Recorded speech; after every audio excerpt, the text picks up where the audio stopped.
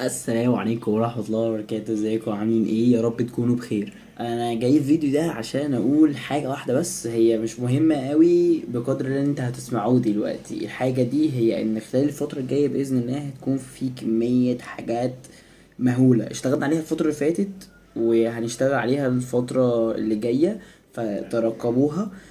كمية حاجات كده هسيب اللينكس بتاعتها في الكومنتس، كل الحاجات اللي انا شغال عليها.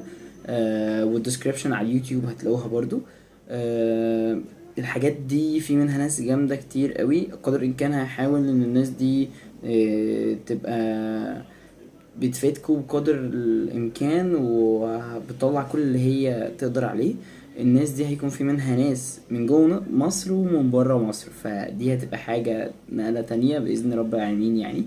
فكل ده عشان انتوا تستفيدوا، وبإذن الله يعني هتستفيدوا جدا ان شاء الله. دي عبارة عن تغيير.